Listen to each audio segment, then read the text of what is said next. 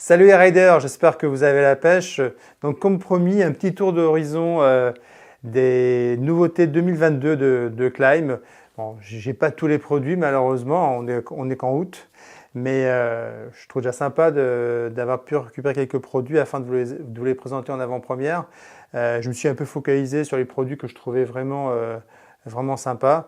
Donc je vous ai parlé de la nouvelle Badlands qui était quand même qui méritait elle toute seule une vidéo. Et là, je vais vous parler de différents produits, à commencer par la nouvelle veste Artemis donc pour femmes, qui est une veste qui a été complètement redessinée, mais aussi, je vais aussi vous parler un peu de la gamme plutôt off-road ensuite, ce qu'ils appellent Dual Sport, avec des produits vraiment très engagés. Et puis, ils nous ont aussi développé quelques pantalons dont je vais vous parler, ou des nouveaux coloris que je vais vous montrer. Et je finirai par les gants. Alors, pour commencer par la veste Artemis, donc 2022. Donc, c'est une veste qui a été complètement redessinée. Donc, le même postulat de base que sur la Badlands, confort et sécurité. Alors, au niveau confort, ils ont amélioré toute la partie des coupes sous les bras. Ils ont fait comme sur la Badlands, on n'utilise pas les mêmes matériaux, on apporte du confort. La veste est très cintrée, et plus cintrée en tout cas que sur l'ancienne Artemis. Donc, ce qui fait que d'un point de vue, ça souligne vraiment la coupe, donc c'est assez joli. On va retrouver aussi les éléments qu'on avait sur la nouvelle Badlands, c'est-à-dire un système molle sur le côté pour pouvoir venir fixer votre GoPro ou votre InReach de chez Garmin ou votre GPS. Chez Climb, que vous soyez une femme ou que vous soyez un homme, vous avez le droit au même produit avec la même technicité, hein. À l'exception du fait que sur l'Artemis, vous n'avez pas un Gore-Tex Pro, vous avez un Gore-Tex normal. Vous avez un produit qui a les mêmes caractéristiques techniques. Donc ça, je trouve ça plutôt sympa. Donc on va retrouver au niveau du confort le cuir sur la zone de bord-côte. On va retrouver aussi la possibilité d'avoir une nouvelle ventilation et réglage pour pouvoir enfiler les gants plus facilement. Donc ça, je trouve ça vraiment chouette. Hop. À l'intérieur, vous avez le nouvel intérieur, très cooling system avec le nouveau mesh qui est assez joli. Par contre, vous n'avez pas les protections pectorales. Ça, il n'y a que sur la Badlands qu'on les retrouve. Donc voilà un petit peu. Pareil, les zones de carbonite ripstop ont été redécoupées. On retrouve des zones de réflecto. C'est vraiment une jolie veste et mon épouse, Isabelle, que vous connaissez, l'a essayée et l'a trouvée vraiment très confortable. Au niveau de l'Artemis, comme sur la Badlands, on retrouve sur la poche de droite la petite zone pour pouvoir organiser ses affaires, glisser éventuellement un portable, un stylo, parce que ce qu'on disait sur la Badlands, les poches sont assez grandes, donc des fois ça fait un peu fourre-tout, on a du mal à retrouver ses affaires. Dans les nouveautés, après cette belle Artemis, on a deux pantalons, cette fois-ci plus orientés touring, que je vais vous présenter. Touring, sport, on va dire utilisation quotidienne. Donc là, on a un pantalon tout mèche. C'est le pantalon induction. Donc, contrairement au Bara, alors déjà, il va être beaucoup moins cher parce qu'il va être dans les 360 € de mémoire, en tout cas à moins de 400 €, alors que le pantalon Bara est beaucoup plus cher. Mais c'est un pantalon qui est plus orienté touring, alors que le Bara était un pantalon plutôt orienté aventure, dual sport. Mais on retrouve ce mesh très résistant, particulier à Climb. On va avoir un passant ceinture, cette fois-ci avec un bouton beaucoup plus looké citadin. On retrouve des grandes poches sur le côté et ça, c'est quand même assez pratique. Au niveau des genoux, on a des vrais renforts en cordura épais. Le cuir sur le côté effectivement de l'entrejambe pour la partie tout simplement pilotage de la moto pour mieux sentir sa moto et ça vous protège aussi de la chaleur. On sait que certaines bécanes chauffent beaucoup, certains bicylindres. Hop. Et au niveau du bas, grande ouverture qui vous permet quand même facilement d'enfiler vos bottes avec trois boutons pression qui vous permettent effectivement d'ajuster le réglage par rapport à la largeur de vos bottes pour éviter de vous prendre les pieds, je sais pas, dans vos repose-pieds, du moins de prendre le bas du pantalon dans votre repose-pied ou dans votre béquille. Donc ça, je trouve ça toujours important. Donc ça, c'est le nouveau pantalon induction. Il va exister aussi dans un coloris noir, gris foncé. Là, on est sur un coloris clair, mais moi, je trouve ça mieux sur un coloris clair pour pouvoir effectivement faire rouler en été. Je trouve ça plus sympa. Ensuite, dans les pantalons, on a le pantalon Outrider. C'est un pantalon plutôt casual, à porter, on va dire, balade entre potes, au quotidien. C'est un pantalon qui existe déjà. Donc il n'y a pas réellement de gros changements. On retrouve des protections Ghost à l'intérieur, donc ça c'est plutôt sympa. Voilà. Ce pantalon ne peut recevoir que des protections Ghost, donc ça il faut le savoir. Les protections Ghost, hop, elles sont très souples. Et vous avez une grande poche extérieure qui vous permet de venir les fixer. Son look est plutôt sympa, et ça c'est un nouveau coloris, donc ça c'est le pantalon Climb Outrider qu'on vend déjà cette année, mais c'est un nouveau coloris que je trouve plutôt sympa. Voilà, au niveau du look, on a une petite poche sur le côté un petit peu chantier. C'est un petit pantalon qu'on vend bien depuis qu'on l'a référencé, il a vraiment un look sympa. Bon, beaucoup trop grand pour moi, hein, je peux pas vous le montrer. Alors, dans la gamme, cette fois-ci, off-road, il va y avoir des nouveaux coloris qui vont sortir. Donc ça, c'est bien parce qu'on est en rupture sur toute la gamme Dakar. Donc il va y avoir une veste Dakar dans ce coloris-là. Là, c'est le maillot Dakar que vous connaissez bien. C'est juste un ajout de coloris, mais moi, je trouve le coloris vraiment sympa. Je trouve que ça rend bien. Hop. Donc voilà, ajout de coloris, plutôt cool. Et là, vous avez le pantalon Mojave, ce qui vous permet pareil, hein, c'est le pantalon, on va dire, très aéré, enduro-cross, que je trouve chouette. Et là, il est surtout dans le nouveau coloris, et ça, c'est plutôt sympa aussi, ça vous permet de voir un petit peu. Donc, il va y avoir une veste Dakar dans ce coloris-là, il va y avoir, là, vous avez le pantalon Mojave In The Boots, mais vous allez l'avoir Out The Boots. Ils ont prévu en plus sur le pantalon par-dessus, Over The Boots, excusez-moi, sur le pantalon Over The Boots, ils ont prévu un bas de jambe avec un bouton pression pour éviter que la boue remonte éventuellement sur les scratchs de fermeture, ce qu'il n'y avait pas avant. Donc ça, je trouve ça cool. Alors, dans les grosses nouveautés, qu'au départ, moi, je n'ai pas bien compris, je dois bien vous l'avouer, c'est la veste en Gore-Tex Climb Raptor. Alors, c'est une veste qui est donc full étanche. C'est un Gore-Tex 3 couches, donc déjà surprenant, parce qu'on sait que le Gore-Tex 3 couches, ça fait augmenter le prix. Donc 3 couches, vous le savez, hein, c'est que la matière extérieure, la membrane et la matière intérieure, tout ça est laminé en une seule couche. Vous allez voir que ça a finalement son importance, parce que c'est important d'un point de vue durabilité, mais il y avait aussi un autre intérêt dans notre cas. Alors, c'est quoi cette veste vaut assez cher, parce qu'elle vaut 700 €. Il y a zéro protection dessus. Donc, c'est une veste qui va s'adresser plutôt à des pilotes, on va dire, aguerris, qui partent au fin fond de régions un peu inhospitalières et qui ont besoin vraiment de quelque chose de très léger. Et surtout d'avoir un maximum de mobilité et de respirabilité tout en gardant l'étanchéité. Cette veste, elle a été utilisée sur le dernier Dakar, hein, sur certaines étapes, par les pilotes, parce qu'effectivement, elle correspond bien à ce type de compétition, on va dire. En tout cas, on est plutôt sur un pilotage un peu plus extrême.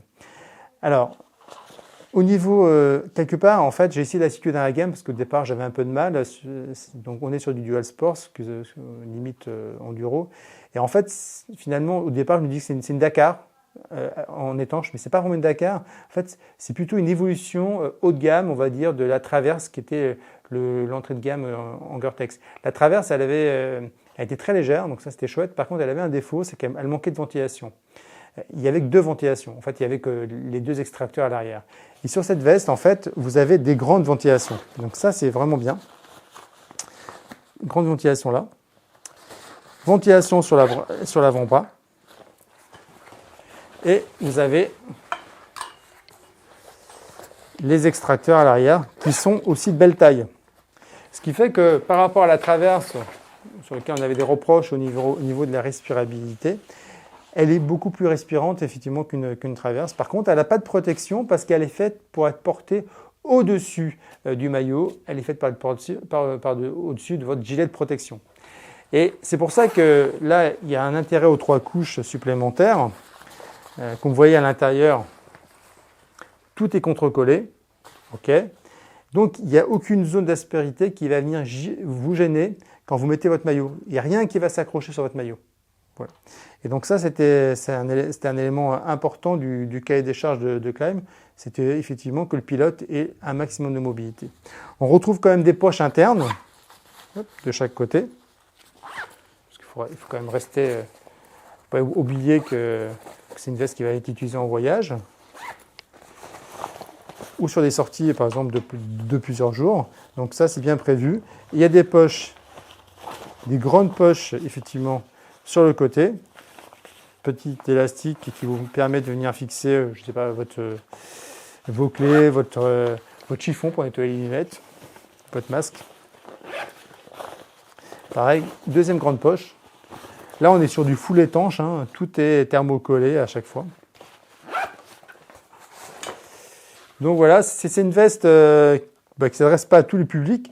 Pareil, hein, par rapport à la traverse, on a du carbonite ripstop sur les épaules et sur les coudes, ce qui permet à cette veste d'être totalement homologuée par rapport à la traverse, qui est vraiment une orientation quand même qui n'est pas homologuée CE, qui a une orientation plus enduro. Là, on a vraiment une veste que vous pouvez porter en tout cas dans un pilotage, on va dire, beaucoup plus agressif.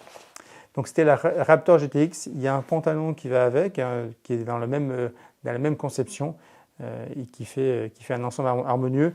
Il y a différents coloris qui existent pour cette veste. Alors, dans les autres nouveautés dont je ne vous ai pas parlé, en introduction, il y a un produit que je trouve vraiment sympa. C'est le sac à dos Arsenal. Donc un produit que je trouve vraiment sympa, c'est le sac à dos Arsenal. Alors c'est un sac à dos qui est assez surprenant au premier abord. Bon, déjà son prix m'a inévitablement arrêté parce qu'il vaut 270 € de mémoire. Je me dis tiens, quand même, pour un sac à dos, c'est pas donné. Mais en fait, c'est un sac à dos vraiment multifonction avec plein d'astuces de rangement qui sont intéressantes et qui a été pensé pour votre sécurité aussi.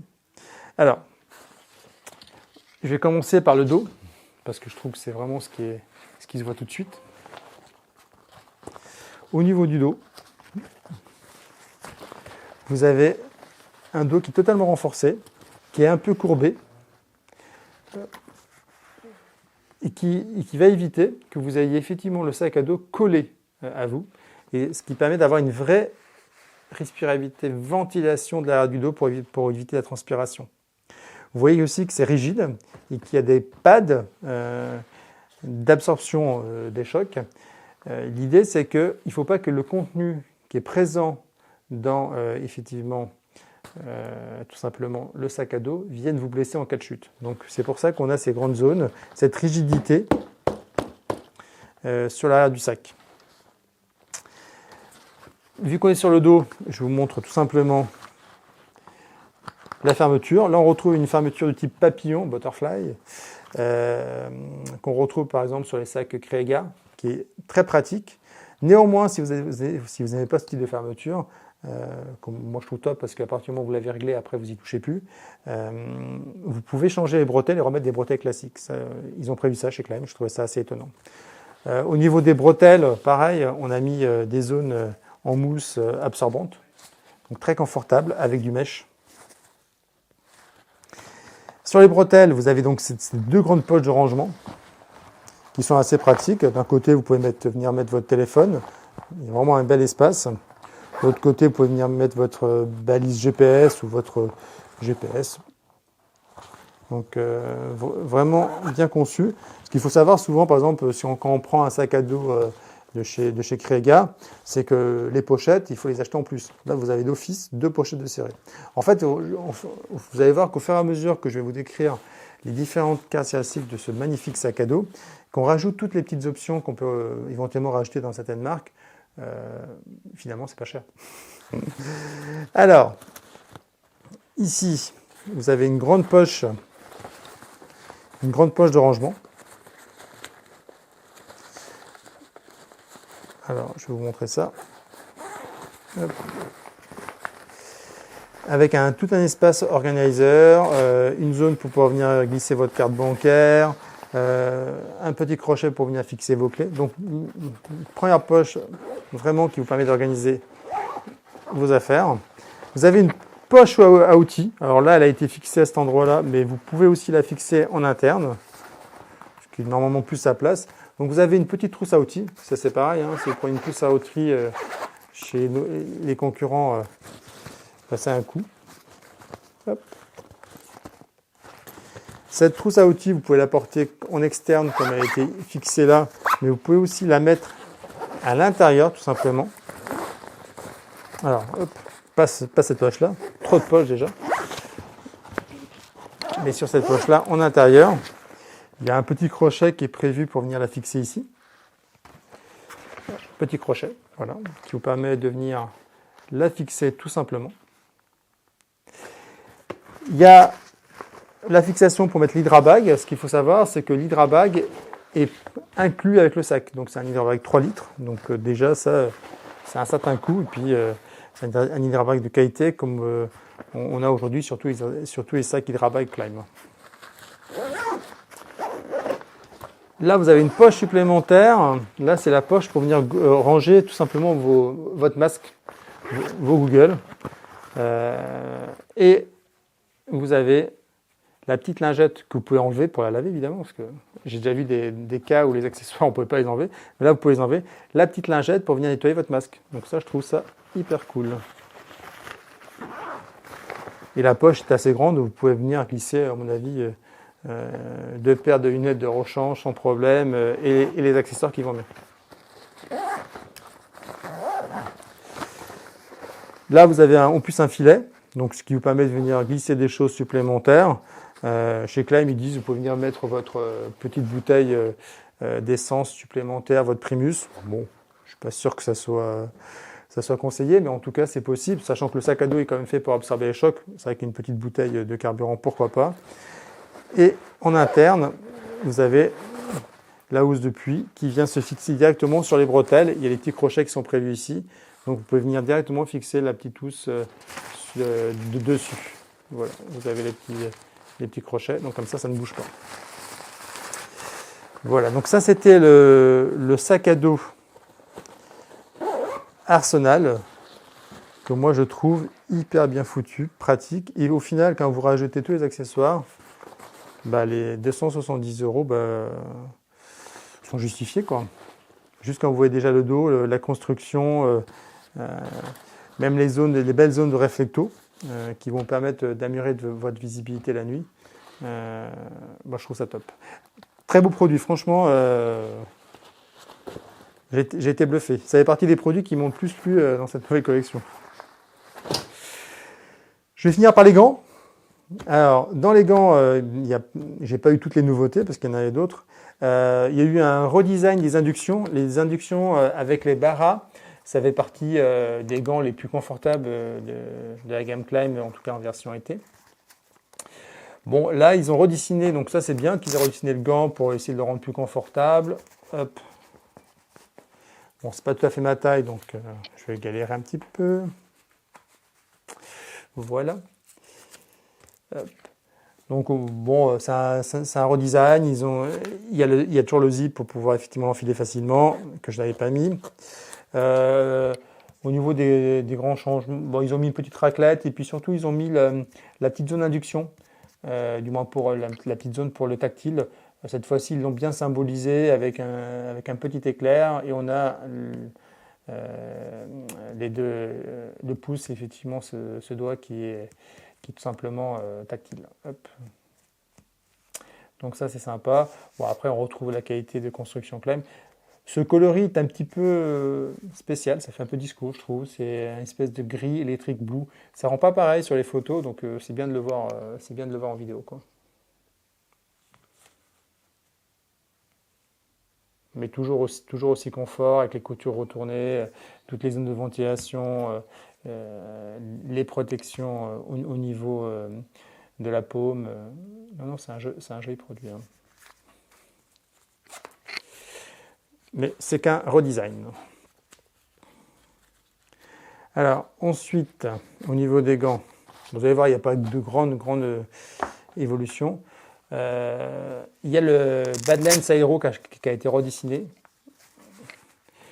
On retrouve des zones de pad sur l'avant. Alors au départ, je me suis dit que ça va peut-être être gênant, mais en fait non, le gant il est hyper souple. Je trouve que ça rejoint un peu la souplesse qu'on peut avoir sur un Barra avec des protections en plus. On est sur un cuir retourné, belle perforation tout le long, des zones de protection sur tout simplement les zones d'impact et d'usure, un énorme pad en poron à ce niveau-là. Petit redesign sur le côté au niveau du poignet pour avoir plus de mobilité. Voilà, on retrouve une belle protection sur le dessus. Non, c'est un joli gant, il était déjà très bien le Badlands Aero, donc là on est sur du redesign. J'aime bien ce coloris, il est vraiment sympa. Voilà, donc on va avoir des nouveaux coloris qui vont aussi aller avec les nouvelles tenues tout simplement. Produit un petit peu moins fan parce que je trouve que le design est pas fou, mais par contre techniquement évidemment on retrouve un produit Climb haut de gamme. C'est les gants Vanguard, donc ça on remplace ce qui existait. Alors je commence par la version longue qui est un gant d'hiver. Hein. On va retrouver une manchette plus longue, la membrane Gore-Tex, voilà, la petite raclette, les protections. Alors moi j'aime pas trop ce design en cuir par-dessus. Belle paume, tout en cuir. Les zones effectivement pour pouvoir utiliser votre téléphone en tactile. Des renforts un peu partout. Alors pareil, la tirette elle est un peu courte je trouve. Pour venir fixer le gant. Voilà, et je pense que c'est un gant qu'on ne pourra pas passer par-dessus le blouson, il va falloir le glisser en dessous parce qu'il est assez court au niveau du moins, il est assez étroit au niveau du poignet. C'est un gant qui va être par contre assez chaud, parce qu'on le sent d'office. C'est un gant qui va être assez chaud quand même, parce qu'effectivement on sent qu'il y a une belle épaisseur de tinsulette à l'intérieur. Au niveau de la souplesse, ça reste tout à fait acceptable parce qu'en fait toute la paume elle est en chèvre et donc ça apporte du confort, hein. C'est inévitable quand on retrouve du cuir de chèvre, c'est plus confortable, c'est plus souple et on a toutes les protections quand même au niveau, ces grandes protections ici sont assez épaisses, en fait partout là, même c'est pour ça que c'est pas gênant qu'on le sent pas, c'est du X-Poron XRD, après c'est pas la même épaisseur à chaque endroit mais ça offre une vraie protection un peu partout. Donc voilà. Donc c'était le Vanguard en version longue. Alors l'autre version, c'est la version courte, c'est le Vanguard. Cette fois-ci, pour moi, c'est un gant mi-saison. Il n'y a pas de tinsulette, donc il n'a pas la ouate chaude. Donc il est un peu plus souple. Par contre, on retrouve la même construction. Le poron XRD au-dessus, sur la paume. Le cuir de chèvre pour la souplesse. Les zones d'induction, du moins, j'appelle ça induction, mais c'est les zones pour utiliser votre téléphone. Qui sont tactiles. Donc voilà, plutôt confort. Après le look, c'est ce que je vous disais, on aime ou on n'aime pas. Moi, je suis moins fan. Par contre, j'aime bien le grand zip pour pouvoir l'enlever facilement. Ça, c'est chouette. Pareil, ça, je trouve ça assez pratique. Bon, la fixation ici, je la trouve un peu light, mais bon, elle fonctionne bien. Donc voilà, c'est un gant qui est en Gore-Tex. Pareil pour les deux, pour les deux Vanguard, c'est du Gore-Tex X-Grip. Et ça, c'est plutôt, ça va permettre d'avoir un bon feeling parce que c'est une membrane qui est moins épaisse que celle qu'on peut retrouver sur les pantalons, sur les autres produits. Donc, bon feeling sur les commandes. Merci d'avoir suivi ce tour d'horizon des nouveautés de 2022, en tout cas des échantillons qu'on avait pu recevoir. J'espère que ça vous a plu. N'hésitez pas, comme d'habitude, à poser les questions sur les réseaux sociaux. On y répondra avec plaisir. À bientôt les riders.